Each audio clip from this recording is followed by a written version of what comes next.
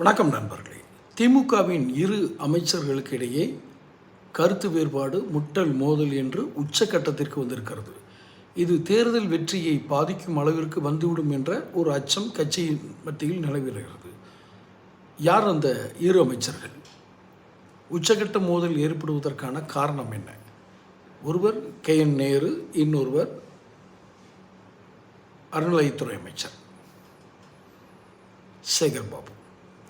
இந்த இருவரும் இதில் சேகர் பாபு மாநகரத்திற்குள், அதாவது சென்னைக்குள் நான் தான் தாதா அமைச்சர் என்பதையும் கடந்து நான் தான் தாதா, என்னை மீறி இங்கே எதுவும் நடக்காது அப்படிங்கிற இதில் தான் அந்த இவர் சார்ந்த KN நேரு சார்ந்த அமைச்சகம் சார்ந்த ஒரு விவகாரம், இந்த தூய்மை பணியாளர்களுடைய போராட்டம். நம்ம மாநகராட்சி நகராட்சியெல்லாம் இவருக்கு பின்னாடி இவருடைய போர்ட்ஃபோலியோவில் போகிறோம். யார்? KN நேரு. ஆனால் இவர் துறை அமைச்சராக இருக்கும் பொழுதே சேகர் பாபு இதில் தலையிட்டு குழப்பி இந்த பிரச்சனையை பெருசாக்கி இன்றைக்கி அரசுக்கு ஒரு மிகப்பெரிய ஒரு கரும்புள்ளியை ஏற்படுத்தி இருக்கிறது தூய்மை பணியாளர்கள் போராட்டம். காலப்போக்கில் அவர்களுக்கு காலை சாப்பாடு போடுவதும் வேறு வழி இல்லாமல் அவங்களுக்கு வேலை செஞ்சதை வெற்றியாக கருதுவதும் திமுக இன்னும் பாடம் கற்றுக்கொள்ளவில்லை என்பதை தெளிவாக காட்டுகிறது. காரணம், முறையான தலைவர்கள் இல்லை. பயிற்சி களப்பணியாற்றக்கூடிய தலைவர்கள் இப்போது சீனியர்களாக இருக்கிறார்கள். அவர்கள் இவர்களுக்கு போய் என்னத்தை பாடத்தை எடுத்து கேட்கவும் மாட்டாங்கன்னு தெரியும். இப்போ என்னென்னா, KN நேரு ஏதோ அதிகாரிகள் நியமிக்கணும், மாநகராட்சியில் இப்படி ஒரு அதிகாரி அப்பாயின்ட் பண்ணணும், இதில் அப்பாயின்ட் பண்ணணும்னு சொன்னால் இவர் விடுறதில்லை. யார்? சேகர் பாபு.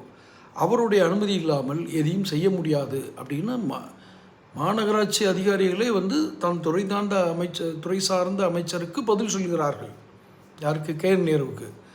KN நேரு இவர் துறை சார்ந்த அமைச்சர். ஆனால் அவர் ஒரு பணி நியமனம் பற்றி சொன்னால் கூட இல்லை, சேகர் பாபுட்ட கேட்கணும் அப்படின்னு சொல்லி ஒரு வார்த்தை சொல்கிறாங்க. அப்போ இவர் துறை சார்ந்த அமைச்சராக இருந்து என்ன பிரயோஜனம் அப்படின்னு இவருக்கு கோபம் வருது. இது கருத்து மோதலாக மாறுகிறது. இது எந்த நேரத்திலும் வெடிக்கலாம், உச்சபட்சத்தில் போய் வெடிக்கலாம்.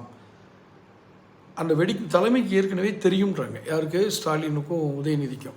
எப்படிப்பட்ட தலைமை அவங்கெல்லாம் கூட்டு வச்சு பேசுகிற ஆட்கள்லாம் அது வேண்டாம், அது வேறு மாதிரி பேச்சு மாறிடும். அப்போது முதலமைச்சர் கவனத்துக்கு போயிருக்கு.